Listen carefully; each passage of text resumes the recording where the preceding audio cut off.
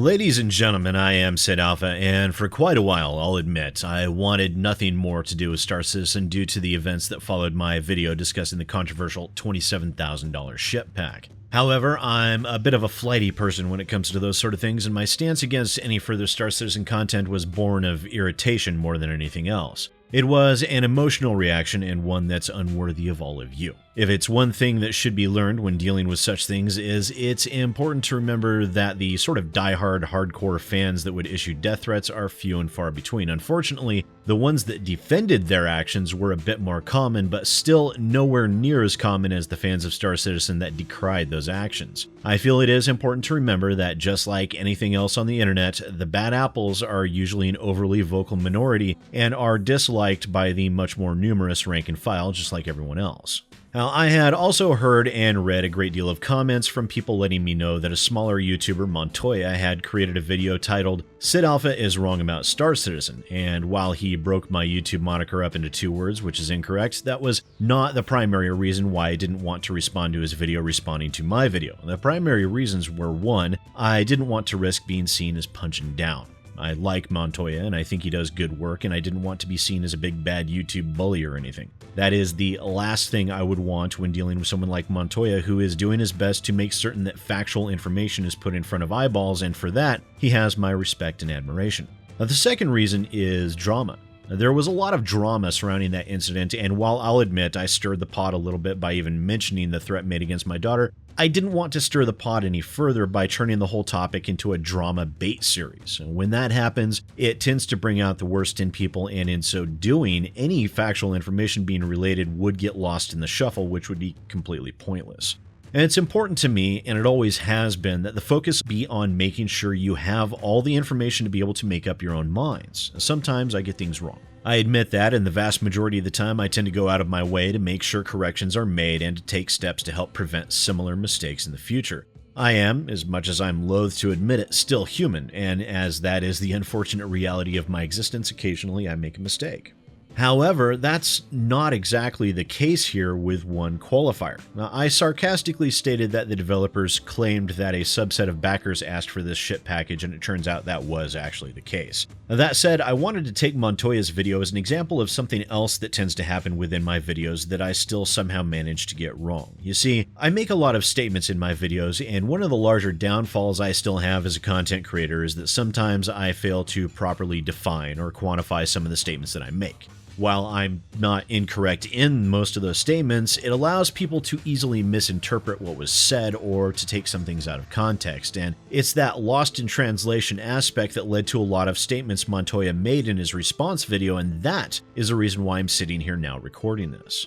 Now, just so we're clear, Montoya did nothing wrong. He's a good creator, and in his video, he did not malign or slander me in any way. He was respectful, and I firmly believe his desire in creating his video was born out of the same sentiment that drives my channel, a quest to make sure accurate and factual information gets out there. So I would ask that everyone watching this comes at this from the same angle that I am, insofar as that while there were commenters that claimed Montoya had, quote, roasted me or demolished me, he did nothing of the sort, and after watching his video, I firmly believe that wasn't even his intent in the slightest, and those commenters were seemingly attempting to force a drama-filled back and forth, which I don't think either Montoya nor myself want. It's actually because of that possible perception that I held off in responding to his video for as long as I did, almost to the point of not even making a video at all.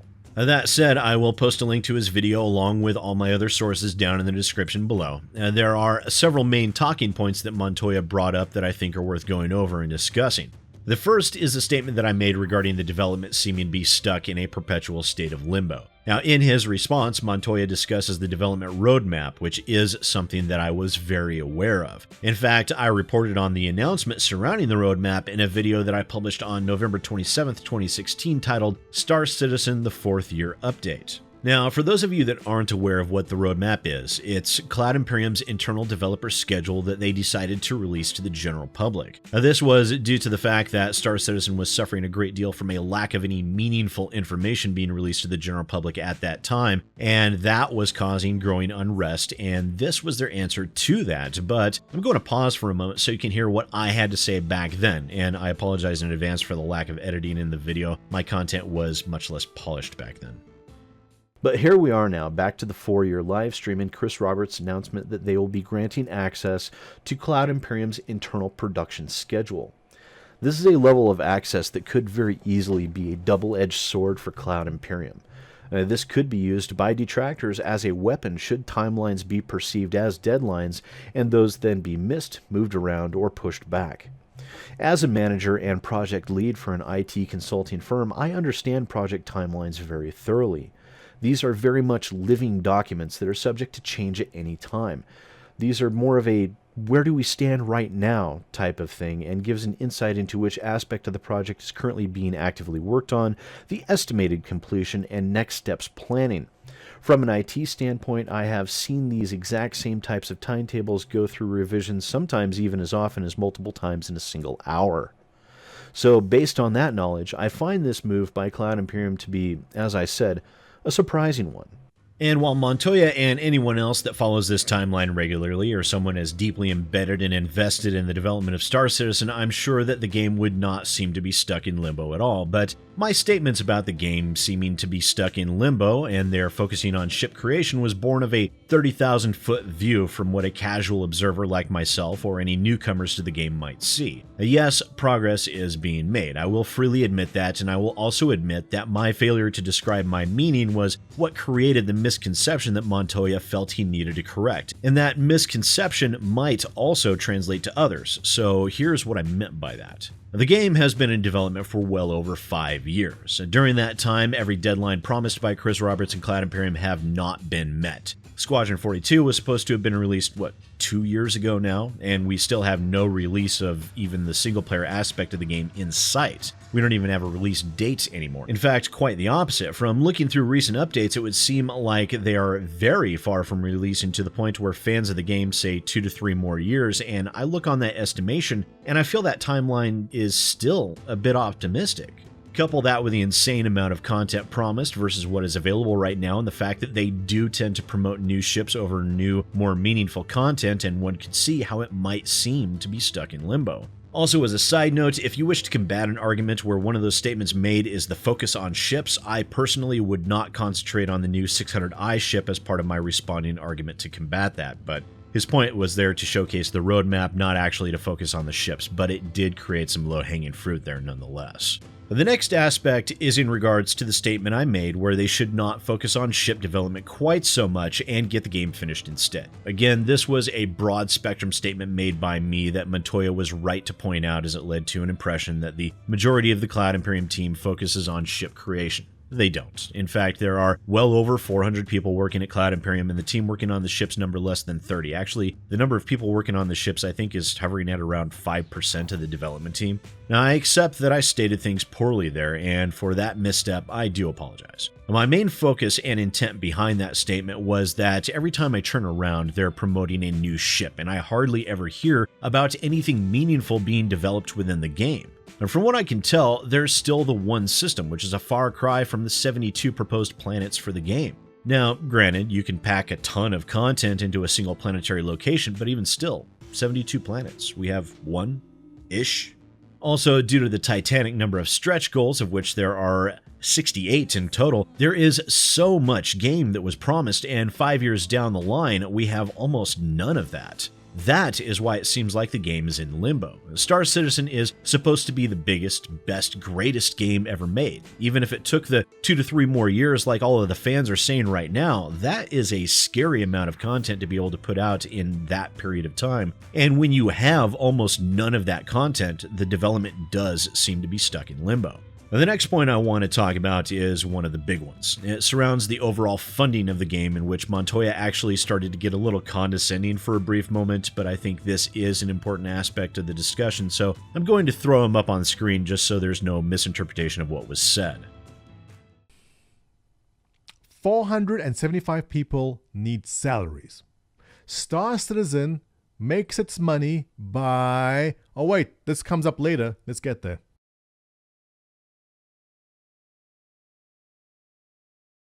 Star Citizen needs money. They need to keep selling ships. Yes. Star Citizen makes money by selling ships. Yes. That's been the model from the very beginning. Here's my question to all you guys who don't agree with this. They have 475 employees working on this game. 450, don't count the guys making the ships. They need to get paid salaries. These devs are not working for cookies. They need salaries. They need to go home and feed their families and pay the rent and buy the groceries and buy the puppy that new chew toy. They need money. Star Citizen makes money by selling ships, which then they use to pay salaries to the devs who make the game. Now, there are a couple of facets of what Montoya is getting at that I disagree with on a fundamental level. First, let's both agree that yes, the developers do need to get paid. No, they don't work for cookies, and yes, they do need to be able to feed their families and get their dogs a new chew toy and all that other stuff that Montoya tossed in there. I can completely agree with Montoya on that, and there's no real argument there. That said, let's look at a couple of things. First, Star Citizen has raised $189 million to date. Montoya's argument presupposes that they need to maintain current funding in order to be able to pay those 400 plus developers. Now, if that is the case, it makes one wonder what happened to the 189 million. Also, they fund ship sales in order to be able to pay the developers. Okay, sure. But from my standpoint, I don't think this is entirely accurate. Now, in order to explain what I mean, let's take a trip back in time to September 30th, 2014, a full 4 years ago. Now, at this point in time, the game was still funding stretch goals, and at that time, 58 of those 68 stretch goals had been funded. Now, on this date, 4 years ago, we have the letter from the chairman. Now, in that letter, Chris Roberts stated the following: "We have a healthy cash reserve so that if funding stopped tomorrow, we would still be able to deliver Star Citizen, not quite to the current level of ambition, but well above what was planned in October 2012. Now, if we had raised the original amount and no more, we wouldn't be able to deliver involved capital ship systems or the level of FPS gameplay that we are now planning for planets in the persistent universe, nor would we have the time or budget to continually upgrade the game with new features like physically based rendering or continually strive to make the art assets better." So firstly, by that qualifier, no. Montoya is wrong in his assertion that these continued ship sales are needed to be able to pay the developers. That is, unless Cloud Imperium somehow managed to burn through the vast majority of that $189 million. A disconcerting state to be in, and not one that fills me with very much confidence if that is the case. And yes, I know with 400 people paying them money, that accounts to several $million per month. It's also important, I think, to look at what the funding levels were like on September 30th, 2014, and thanks to Wayback, that's extremely easy to see. The funding levels as of October 2nd, 2014, just a couple of days after Chris Roberts made this posting, the funding levels were at $47,916,000, or slightly more than 25% of Star Citizen's current funding levels, which sit at $189,622,000. Now, I can understand setbacks and delays. We know it happens within the games industry, and we know it has happened consistently with the development of Star Citizen, so let's assume that, for a safe nest egg, that Cloud Imperium raised twice what they said they needed to be able to fund the game when they finally wisened up and cut off stretch goals. That final stretch goal was at the $65 million mark, so twice that is a cool $130 million. But Cloud Imperium has raised 3 times the level of their final stretch goal, and yet you still claim that they need to continue selling ships to fund the game? Now that is a tremendous point of concern and should be raising all kinds of red flags, and it should absolutely be a worry and not as a point of defense. And while some will argue that they've expanded the scope of the game even beyond the stretch goals, they really haven't. The first thing that springs to mind that I know some people will argue is the first-person shooter element. They decided to include that, which is a huge addition to the game, and so of course they will need more money, which, yeah, I know they did. It was also the $20 million stretch goal. The fact of the matter is, the continued presupposition that they need these ship sales to continue to fund a game that has already raised 3 times the amount of money they said they needed is a matter for grave concern and worry. Montoya then went on to go through several separate topics that all touch on the same basic concept, which is that of Star Citizen being a crowd-funded title without a publisher, and my statements that perhaps the game would have been better off with a publisher, someone to hold their feet to the fire and someone to get them back on track. Now, in that, he cited a few examples that were very much extreme examples at either end of the spectrum in order to make his point, which is fine. It's a tactic I might have used myself, truth be told. The first example he gave as to why publishers are a bad idea was debacle surrounding Mass Effect Andromeda, where Andromeda got pushed out the door before it was ready, which is very true. However, Andromeda's failures are also somewhat parallel to what we've seen with Star Citizen. Andromeda faced severe issues with procedural generation, which were the same issues with procedural generation that Cloud Imperium have faced and are still trying to get ironed out even now. And that issue with procedural generation was one of the primary points of failure with Andromeda's development. This failure left the BioWare Montreal team with a true development cycle of about 2 years, which, when you think about what they managed to accomplish with such a small team and such a small amount of time, I'm actually somewhat impressed. Oh, don't get me wrong, the game was still terrible, but an impressive feat, all things considered.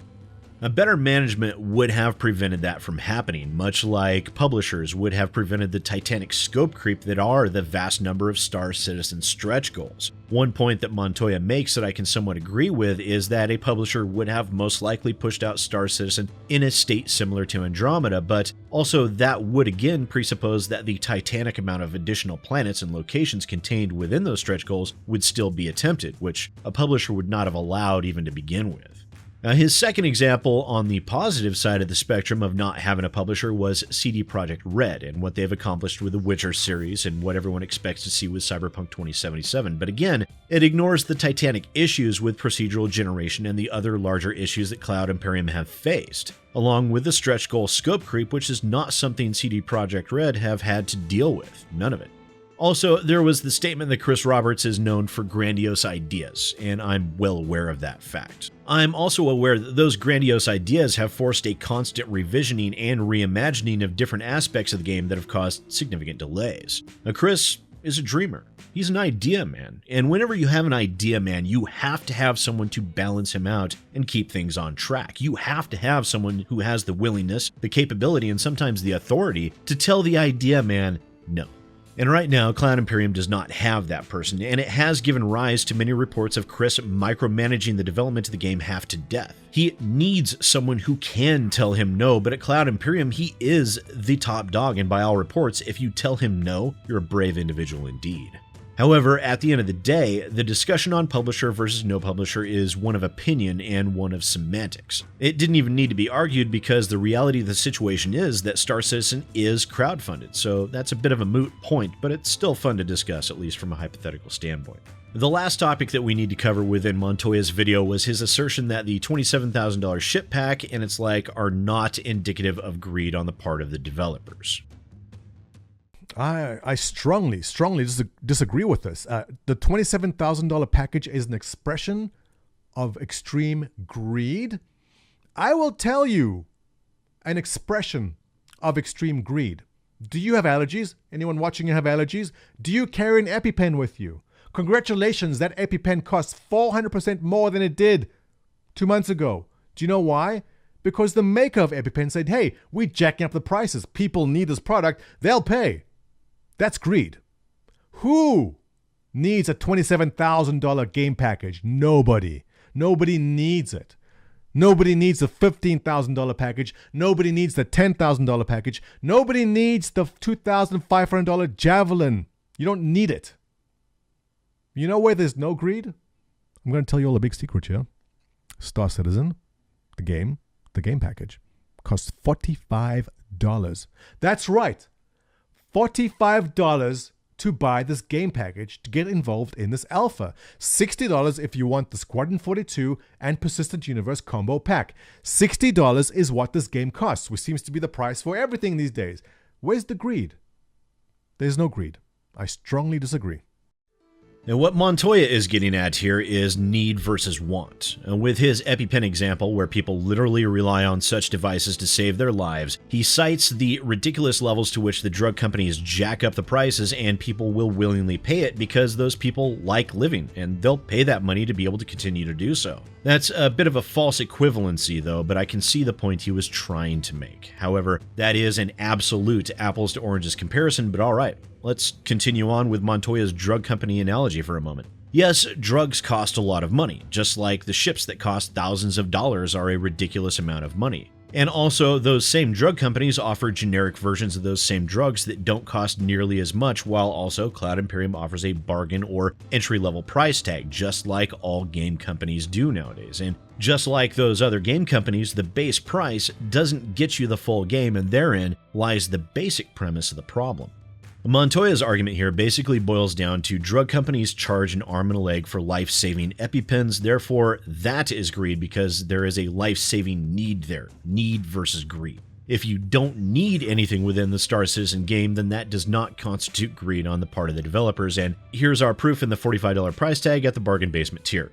Montoya is treating the $45 base package as clear and present evidence that Cloud Imperium are not being greedy because look how cheap you can get the game for. No, just no. That does not prove them to not be greedy at all. You see, the escalation of ship prices was all born from people being willing to pay the dollar value assigned. At first, it was just treated as a way to continue funding the game, and everyone accepted that those that bought those ships would get access to them through the pre-alpha and they would keep them once the game was released, but that after launch, people would then be able to obtain those same ships through just playing the game. Then Cloud Imperium decided to impose limited numbers of some ships to exist, which is scarcity that is arbitrarily decided upon by the developers and, as I've discussed in the past, is something that they can easily undo at any time if they so choose, which Cloud Imperium have decided to reopen sales on rarefied digital products a few times in the past. But those increased sale prices kept increasing because people kept paying it, and keeping that $45 base package isn't an absence of greed, it's common sense. Yes, you have the ridiculously higher tier price tags on digital goods with an arbitrary rarity because those mega whales can and will buy them, but why not keep those lower price tiers as well? Make sure you can catch people at every level regardless of income bracket. After all, you don't want to just sell your game to the super rich or the gullible. You want to make sure that you can sell what you can to as many people as possible, and who knows, maybe one of those lower tier people will turn into another whale. And because Montoya has tried to draw equivalencies elsewhere, allow me to make one of my own. An example of developers not being greedy would be Digital Extremes, the developers of Warframe. Now, this game is extremely successful, is free to play, does contain microtransactions, which Star Citizen will as well, and these developers are the only developers who have removed a monetization aspect because a single fan spent too much money and identified a problem for them, and they decided to stick by their customers as opposed to attempt to bilk them for all they're worth. Now, the example I'm speaking of is where Digital Extremes implemented a loot box style slot machine mechanic that one could pay about 67 cents to play for a randomized Kubro fur pattern or color. However, one fan spent over $100 on this mechanic in a very short period of time. And while many developers out there would cheer that they had such a potentially successful microtransaction on their hands, the developers realized that what they had implemented was gambling and would cause issues, and they pulled the slot machine mechanic from the game entirely. Montoya equates greed as being the pharmaceutical industry that charges ridiculous amounts of money for medicine and drugs. I equate a lack of greed to developers that recognized that what they were doing were unethical and removed a monetization, all because a single person gambled away over $100. But what about Star Citizen then? What about a developer that will willingly charge hundreds, thousands, and even tens of thousands of dollars on ships and ship packs, all on a presupposition that the game needs continued funding even though it has raised 3 times the amount they stated they needed? Yes, people pay that amount and they do so willingly. The developers of Star Citizen kept pushing the limit on what they could get away with charging, and people kept paying it. Yes, there is personal agency there, and if you spend thousands of dollars on digital ships, then I am envious of you that you have those levels of disposable income. But from our examples, if Cloud Imperium were the benevolent game developer that so many would have us believe, they would not have gone all in on ridiculously expensive digital goods. They would have identified that what they were engaging in was base greed and would have at least limited themselves on ship price, or they would have stopped like Digital Extremes did. No, the $45 package isn't an example that they are not greedy. If anything, it is a continuation of that greed by making certain that they aren't only catering to those with large amounts of disposable income. They make certain that they can get at least some of your money, even if they aren't able to get all of it. In fact, they are just like EA, Activision Blizzard, Square Enix, Take-Two Interactive, and all the others. Yes, they are greedy, and your arguments have not persuaded me to rethink that standing. But I think I've rambled on long enough. I hope that helps to better qualify and explain my statements in my video surrounding the $27,000 ship pack. As always, feel free to let me know what you think down in the comments below. The links to my Discord, social media, and Patreon are down there if you're interested. Even as little as $1 per month can help far more than you might think. And once again, ladies and gentlemen, I am SidAlpha, and I'll see you next time.